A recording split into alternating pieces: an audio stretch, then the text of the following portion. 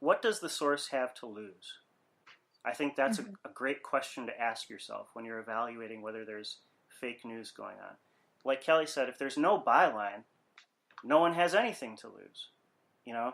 And so if you're going to say, okay, well, but it's Breitbart, it's their name, it's InfoWars, it's their name. Well, what is their reputation? You know, do they have much to lose? The New York Times has a lot to lose. You know, the Washington Post, maybe it's slightly less so, but still a lot to lose. CNN, a lot to lose. MSNBC, less to lose, right? They already have a reputation as sort of a liberal mouthpiece. And so if they're caught glossing things in a liberal way, they're probably not going to sweat it too much, right? And so on down the line. HuffPost, even less so, right? BuzzFeed, even less so. Now, BuzzFeed is trying its best to sort of build a news organization, right? And so they're trying to build a reputation. But that basic question, what does this source have to lose? If the answer is nothing, then which is the greater miracle? That the crazy thing they're reporting is true, or that they're just bullshitting, you know? His second standard, which I really like in the age of social media, is this. He says, the passion of surprise and wonder arising from miracles, being an agreeable emotion, gives a sensible tendency towards the belief of those events from which it is derived.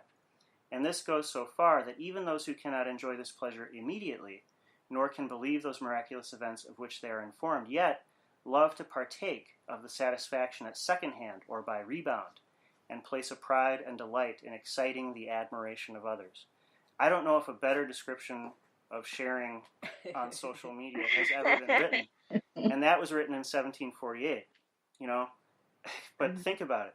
What do you gain on social media by sharing the thing? You gain this feeling, it's like a thrill, you know, that you brought this to your friend's attention. And then when you get likes for it, you know, it's just like, you know, squirt endorphins in your brain, right? It's like this passion for wonder and excitement by rebound and by sharing, you know. And so people have a natural tendency to, number one, want to believe the crazy thing.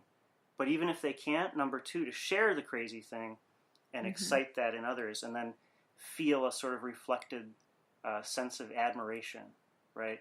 So when you're looking at your social media feed, it's, I guess, as advanced primates, we start to form pictures of our friends in our minds and what kind of people they are. If it's by the person who likes to share all that sort of shit, you start, you know, maybe you should double check it, right? Maybe you should triple check it. Because people just want to thrill each other. They want to experience that feeling of excitement and wonder, and to be the first one to break it to their friends, things like that. So I guess that's my extended plug for taking a philosophy class. It really can help you evaluate things. I mean, there's a lot more to consider. Another category of fake news that we talk about in philosophy class is bad arguments. You know, this is sort of a species of the opinion being taken as news, but opinions especially are, you know, rife with bad arguments, with ad hominem attacks, with, well, you're saying person X is bad because they did this, but person Y did the same thing. That's not really an argument against the thing they did. That's just trying to, you know, muddy the waters by comparing it to someone you think, you know, your opponent admires. Yeah, Trump is very good at whataboutism. Yes. And that's basically his entire defense for anything he's accused of, is I'm not the only one who does this. Everybody does it. You know? It's like, well, that doesn't make it right. And so his latest tweet, like you mentioned, you know, it's like, why isn't anyone investigating Hillary and the Dems? It's like, because you won, motherfucker.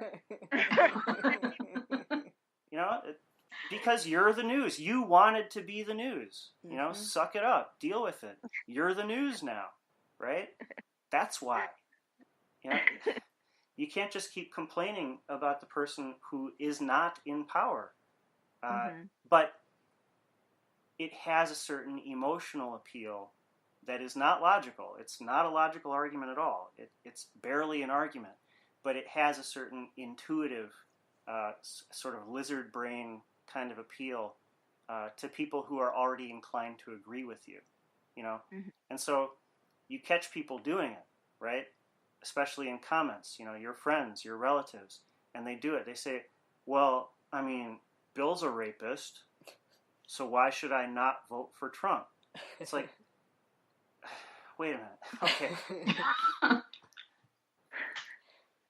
Huh? What? Yeah. Who are we talking about here? Are we talking about Donald Trump or are we talking about Bill Clinton? You know, are you somehow claiming that, you know, sexual assault is okay? Is that what we're saying? Or well, and, you know, one of the very worst recent instances of this was with the Harvey Weinstein thing, and everyone he's a pivoted, Democrat. well, and everyone pivoted to, why isn't Hillary talking about this? But Hillary's not in office. She's not running for anything. Why is she required to talk about this? Yeah. No, I mean, it's a big problem right now. The ad hominem attack is also probably the single most frequent argument made against anything.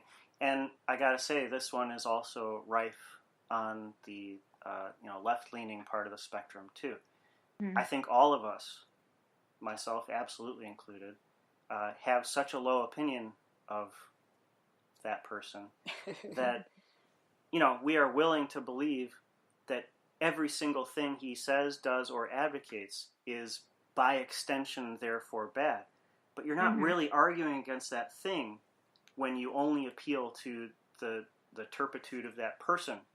You know, you're only attacking the person. And so, you know, these are sort of these opinions that become treated as facts. Because, look, humans aren't good at vetting facts. We don't have to be. That's not what we've evolved to do, you know? We've evolved to respond to stimuli that are in front of us. Responding to stimuli that are hundreds, thousands of miles away, that's just not something we do well, you know? And so people who are good at sort of eliciting or exciting lizard-brained responses, you know, evolutionary sort of responses, tribal responses, they're the people who are really good at manipulating opinion from large distances, you know? We don't have the news in front of us. We're not eyewitnesses to it. We don't see the people's faces involved, you know? And so it's very, very difficult for us to, like the article you mentioned, Kelly, says, to check our biases. Our biases are how we navigate the world. That's how we've evolved to navigate the world, you know? Yeah, and we're going to come back to this. We're going to have an episode coming up about sort of how to talk to people that you don't agree with. And I think some of these same themes about our tribalism and our biases are going to come back up there. But I think I want to use this as a segue to then talk about sort of the final thing, which is where we always come back to, how do we raise our kids to be better than this? You know, if what you're saying is true, and I think it is, it makes sense that we've evolved to, you know, sort of respond to the thing that's in front of us. How do we teach our kids to respond to the way the world is now? You know, so one of the things that I found in sort of researching this is this commonsensemedia.org, which has a whole section on how to spot fake news and teach kids to be media savvy. And I think that's one of the things that is going to be increasingly important. I know there's a lot of schools that are teaching this now and colleges are teaching it, but I think it needs to start way earlier than that. You know, it needs to start with toddlers. Yeah. You know, and so we asked Teddy, so Teddy is 6, and we asked Teddy, how do you know if you should believe something? Do you believe everything you hear? And first he said, yes, he believes everything he hears, but that's clearly not the case. You know, my dad likes to tell stories that Teddy knows are fiction, and he clearly knows they're not true. And so it came out that one of the things he does to know if something's true or not is that we are trusted sources. So his mother and his father are trusted sources. He just automatically believes what we tell him. Partly he believes what we tell him, he says, because we give pieces of evidence. So, he knows that Donald Trump is a bad person because I have told him this. But he also said, but you also said that he doesn't treat women very well. And so there was, a piece of support there. I wasn't just saying he's a bad person, you should believe this, but I was giving him examples. So that helped. He also said that he figures out whether someone should be believed or not by looking at them when they're talking, by observing, he didn't say body language, but... He said their face, I think. Yeah, their face, sort of how they're looking, if they're smiling, laughing, smirking. And so I said, well, what about if something's written? And of course in his mind, written means handwritten, not typed. And so he was saying, well, if somebody's laughing while they're writing it, their writing might be messy. So these are the ways that he's starting to think about it. Clearly he's not there. He hasn't been faced with fake news. He hasn't had to mediate the news on his own. He's always had us as a filter. But he's starting to think through it. And so I think it's important for us to be helping kids think through that. And probably the number one thing we can and should do is just to help kids know that they should question things, that they should read and think critically about what they're hearing, and that's not something that they're necessarily learning to do at an early age. They're learning, how do I answer the question that's going to be asked about this story, not, is this story true? I think one great thing that my parents did when I was growing up that I'm trying to do with Fred is that when I came home with something outlandish or absurd or wrong, instead of saying, no, that's stupid, why would you think that, they would ask me questions about it. Where, tell me what makes you believe that that's true? What evidence do you think that there is supporting that? And then when I would say that evidence, they would ask, continuing to ask questions. Oh, okay, well, where did you hear that? Well, where are you getting this information? Like they would ask me questions to get me to think about things instead of just telling me that things were right or wrong. And I think that was really helpful because I think that set me on the path towards being able to question things in adulthood.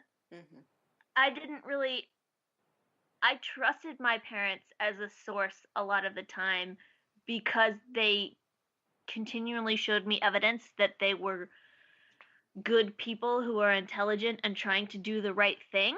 But I learned very early on to even question them, to always be thinking, where is this coming from? Why do I believe it? What evidence is there to support it? And that's not necessarily the way that I was raised, to question everything, but it's kind of something that I learned going through poli-sci and law school. And that's definitely something that we're trying to teach Adler. I mean, even watching Disney stories, we kind of correct the factual issues with Moana and some of the racial stuff in Moana and other stuff, so that she just doesn't just take everything that she sees as true, and she kind of thinks about the deeper issues behind them. And I mean, she's not even 2, so I'm not sure how much she gets right now, but it's something that we're trying. And I think it's really interesting what you said that your son was saying about how to know whether or not something's true, because 2 of the things that he mentioned are in every single jury instruction to juries on how to judge the credibility of a witness. So, I mean, those 2 things seem to be like inherent. So it's interesting that they pick it up that young. Well, but they pick up what's in front of them, right? He doesn't know how to evaluate something that's online. He doesn't know how to evaluate a typed story. Yeah. So would you credit college with providing you with critical evaluation skills? I definitely would. So the Republicans are right. that college is bad. I was a Republican until I started college, and then I grew up in a town